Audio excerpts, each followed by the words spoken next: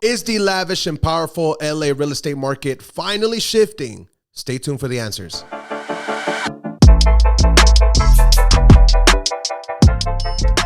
Welcome to the Cisco Estates podcast, guys, formerly known as Inside the Dogfight podcast.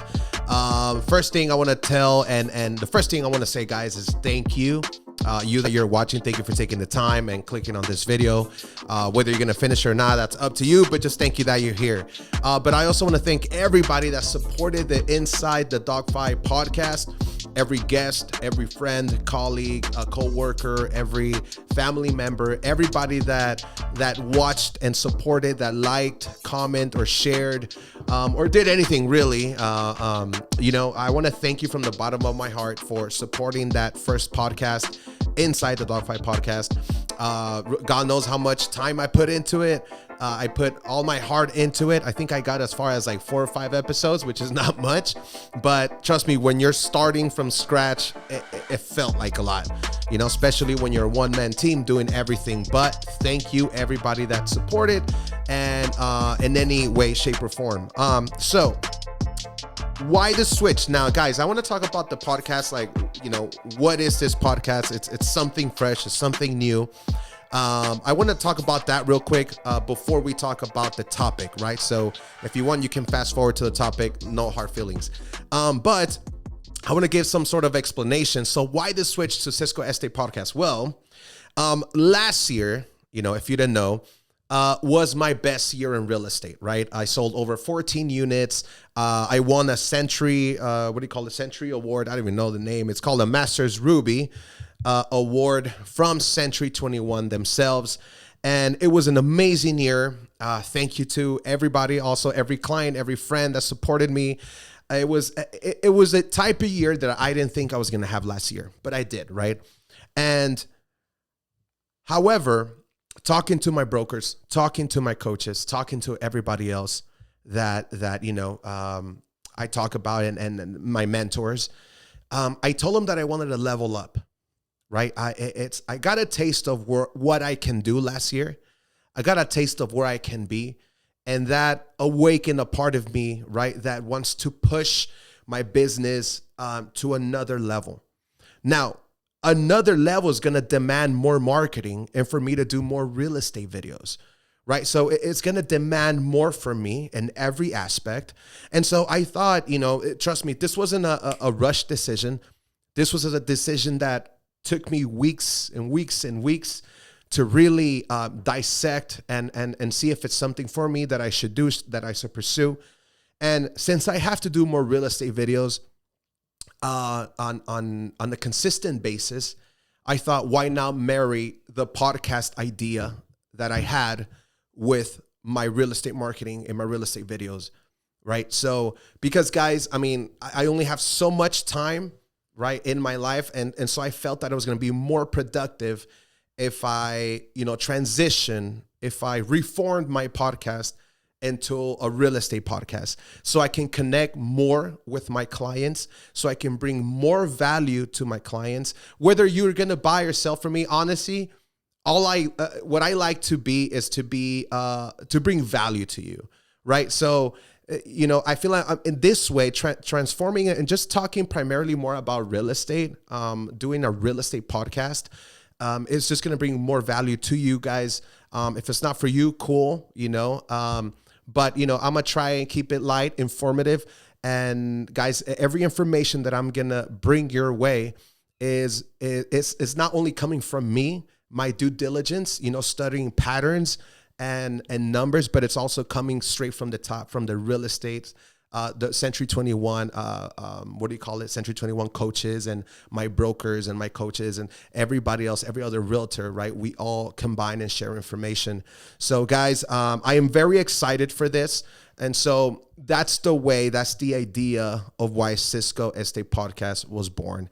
Today is episode number 1. So I just wanted to talk about that real quick. So now back to the topic, right? Now back to what you guys really want to know. So is there a shift in the LA real estate market? The answer is yes. Yes, there is. Now, I have here a few notes because it's a lot to remember, and I want to make sure that I don't forget anything, okay? So let's quickly go over some of the notes. Now, these are notes, guys, just so you can get context of where these notes are coming from. What I'm about to share with you is things that I've noticed almost like 3-4 months ago. But not only that, keeping an eye on the market. In case you didn't know, but there's a website that realtors have that we can log into every day, and it shows us how many days were sold. How many houses were sold the day before, how many houses were sold the month before. It's a track sheet, right, of how many new listings on the market, how many listings were sold, how many back on market, and the average price, the average days on market. So it just breaks down everything. So now only is it coming from my due diligence studying that, but also it's coming from my brokerage, which is Century 21 Plaza with Jorge Campos. Every week we have a meeting on Wednesdays where he also does the same thing, and we compare notes, right? But also on top of that, guys, I just came from a conference, real estate conference with Tom Ferry, where he's like huge, one of the biggest, if not number one real estate coach in the country. And he also did a presentation, a slide of where the market is, why the shift, and where is it going. So I got all three, and this is exactly what you're about to hear. So I brought the information to you. All you have to do is log into my podcast. I'm going to be dropping every 2 weeks, and you're going to hear information that us realtors, we know, at least the ones that are full-time, us realtors that we know that we have access to every week, guys. So this is coming straight from the source. This is coming from the top, the heavy hitters, the godfathers of real estate, the guys that love to crunch numbers. This is coming from them, guys. So is there a shift coming? Yes. So not only is there a shift coming, I feel like the shift already is happening, right? So a couple things. Number one, interest rates are obviously what? Higher. Everybody knows that. It's not a secret. It's all over the news. You have to be living under a rock for you not to hear this or know this. Now, that changes the market. Like it or not, higher interest rates do change the market. How? Okay, well, one thing that my broker told me is, and I've been hearing it everywhere, Tom Ferry said it themselves, is usually for a market to shift, it takes about 6 to 7 months, right? So we're going from an insane seller's market to now what feels is probably going to be more of a buyer's market, right? Even though the interest is high, and I'll explain why. So that shift, think of the real estate as a ship, right? A huge boat. The real estate market in United States of America, it's so big, it's so huge that think of it as a big ship. So if you want to turn completely, it's gonna take some time to turn that ship over. So it's the same thing with the real estate market. Now, let's talk a little bit more deep about it. So 6 to 7 months to fully switch. The interest rates is going to filter the buyers. It's going to start filtering buyers. Now, what do you mean by that, Cisco? Well, let me explain. So during the pandemic, which I started doing real estate 2 years before the pandemic hit, so I'm going on my 5th year,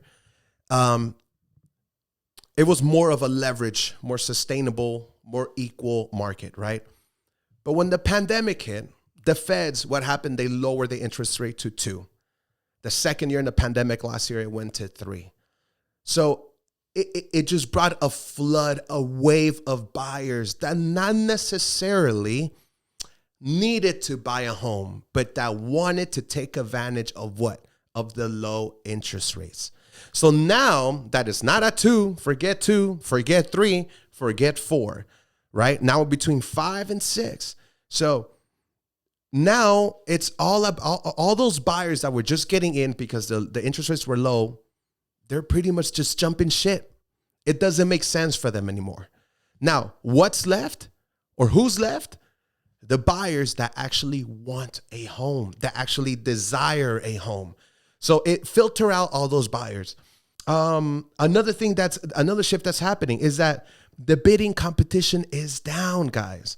So one thing I noticed is when I would put a house for sale, say like 4 or 5 months ago, 20, 30 offers.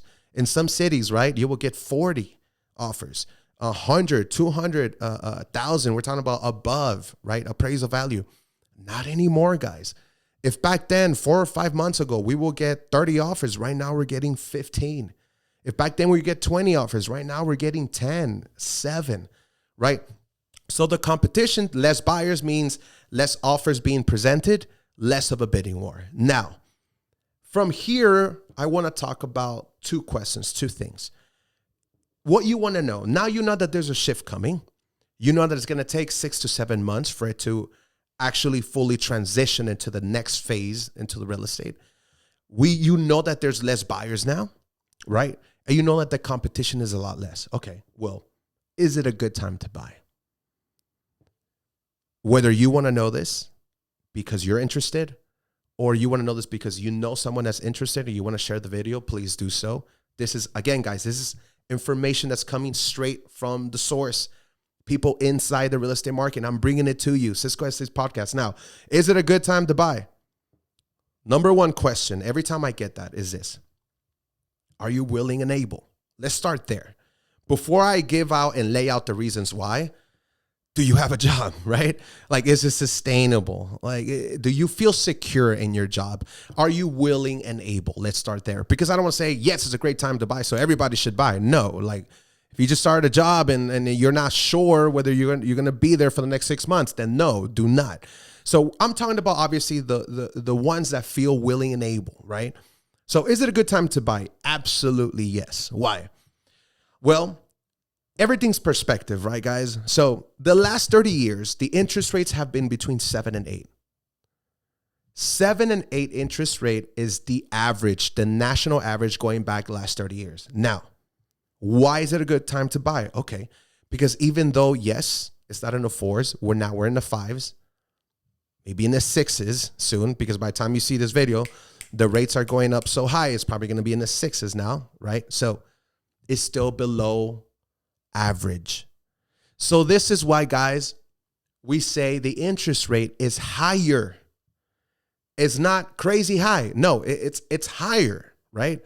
But it's still below average, okay? So another reason is because the pandemic, obviously we're talking about the economy and the real estate market during the pandemic. It kind of spoiled us because the interest rates went down to 2 and 3. That is insanely low. We haven't seen that in so many years, right? So we got used to it. People got used to hearing 2. People got used to hearing 3. Everybody wanted a refi. Everybody I knew wanted to refi and bring their interest rate down to 2 and 3. Why? Because they bought at 4, at 5, at 6, and 7, which is where we are now. Now we're back to normality. We wanted normality from pandemic. Okay, but that also comes with certain things. Now the interest rate is at a normal rate before we were in a pandemic, right? Number two reason of why, if you're willing and able to buy, is still a good time to buy. Okay, well, let's think about this for a second. You buy interest rate at 6%, right? 6%. Well, when it gets to 7, you're going to love your 6%. When it gets to 8%, you're going to love your 6%. If it goes down, then what do? You refi, right? So whichever way you look at it, if you're okay with the mortgage, then don't think too much about the interest rate. Are you willing and able, and are you okay with the mortgage, right? So that's reason number 2. Reason number 3, why is it still a good time to buy? Well, the rent is high. It's not like the rent is low. So it's not like interest rates went up and the rent is actually going down. No, the opposite, still going up. Which, by the way, guys, I don't know if you guys know. I mean, if you're renting, right? Nothing wrong with renting. We all started somewhere. When the interest rates go up, right? And the landlords are now buying these new interest rates, or they're refinancing these new interest rates. Guess who pays those interest rates? The tenants. You're paying that new interest rate now. So reason number 4, which I talked about a little bit before, there's less competition on the market, right? So I did an open house not too long ago, and I talked to so many people, came to the open house, and kid you not, 80% of those people, 80% were telling me hey, Cisco, man, I've been looking, I've been in the market for 6 months, 8 months, a year, right? And why? We all know, I know, but in case you don't know, it's because they were getting outbidded every time. Now I came to them like, well, look, I got good news and bad news. Which do you want first? For some reason, everybody wants the bad news first, right? So they're like, bad news, give us the bad news. Okay, well, interest rates are higher. So a year ago, you were probably pre-approved at what, 2 point something or 3 point something, where you're not there now, right? Okay. Well, here's the good news, is that there's a lot less competition. For you to get outbidden now, it's going to take a lot, right? I've seen some instances now, guys, where buyers are coming in at asking price and they're getting their offers accepted. Now, a couple weeks from now, it wouldn't surprise me if we can get some of your closing cost. It wouldn't surprise me if we can negotiate, if I can negotiate some of your closing cost, right? So that is where we're going. So less competition. Reason number 5, the feds will still continue to spike the interest rate. It's not going to stop here. It's going to continue coming. One of my lenders, shout out to Kim, is always sending me stuff like, hey, sending me screenshots and sending me information and links like, yo, let's get on our clients. Let's tell our buyers, to let's lock them in now. Let's find them a house now, So I get that. When you're looking for a home, I get clients that tell me all the time, like, hey, well, I'm not like in a rush, right? Well, I always hear that. Well, I'm not in a rush. I'm not in a rush. Okay, and I get it. I get it. But if you're not in a rush, understand that I'm not saying to rush things. I'm saying to have urgency. There's a difference to rush things and doing things urgently. What's the difference? When you rush things, you don't plan it. When you rush things, you don't really think about it. You're just getting into something you haven't really strategically, planned it out. But when you move with a sense of urgency, it's because you did plan things out and you know that interest rates are only going to continue to go higher. And when you find a good opportunity, jump on it, right? So right now, guys, if you're interested, call me, DM me, or get into it. If you're willing and able, get in now, because affordability is only going to get a lot less. Okay, so those are the reasons of why it's still a good time to buy, guys. Now, let's move to the second thing and our final thing. Is it a good time to sell? Well, also yes, believe it or not. But like I started with the buying question, right? I always said, I started with, are you willing and able? Now, if you want to sell, it's a little bit different. If you want to sell, I always start with my clients on the listing presentation. What's your motive? What's your motive to sell? Because now, guys, yes, house prices are high. They are high, right? And by the way, secret, from the Tom Ferry event, and according to data, statistics, and projections from people in the industry, we're talking about big names, right? Home prices are going to continue to grow. Home prices are going to continue to get higher. Believe it or not. So, is it a good time to sell? Well, do you have a good motive? Right? Because now we're at the very tipping point of, back then, sellers will put their houses on the market and will get 20, 30 offers. And sellers were put in a position where you can ask for anything. We were at the point where you can literally put in a contract, free Starbucks for a year, and buyers were going to do it. Buyers were going to sign and be like, I'll get you free Starbucks for a year. Just let me get a home. Well, now, not so much, right? So you need a good motive, and understand there's always going to be people selling. There's always going to be, I door knock, right? I door knock a lot, and I'm always meeting sellers that are like, well, look, I'm thinking about downgrading, or I'm thinking about upgrading, or I'm thinking about moving to other states, or I'm thinking about moving to another city in California. So what's your motive, right? Right now, you need a good enough reason to sell, right? Number 2, why yes? Because supply is still low. Supply is still low. So it's everything is supply and demand, right? But supply is still low, even though we've seen that it's kind of increasing a bit. But overall, it can keep up. It can still keep up with the demand. And reason number 2 is interest rates are still below average. So therefore, there are still buyers out there. There are still buyers out there that have been looking for months.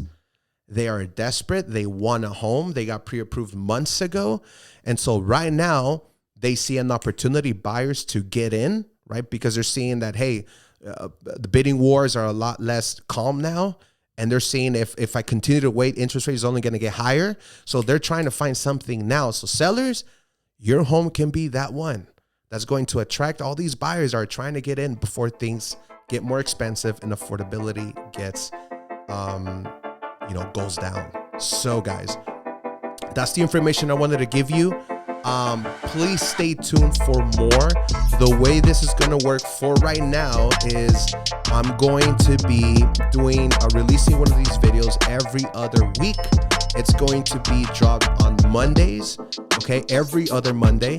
These clips and short clips are going to be on TikTok. They're going to be on YouTube, Instagram Reels, Facebook, possibly even Twitter, So I wanted to make these to bring everything that I'm learning, every conference, every meeting, every top realtor coach, everybody that I'm talking to, that these cats are like, they've been in real estate for like 20, 30 years. So I want to bring this information to you. Okay, guys? If you have any questions, if you need anything, call me, DM me. We're probably going to have some like my phone number below. All right, guys, and stay tuned for more. See you guys next Monday.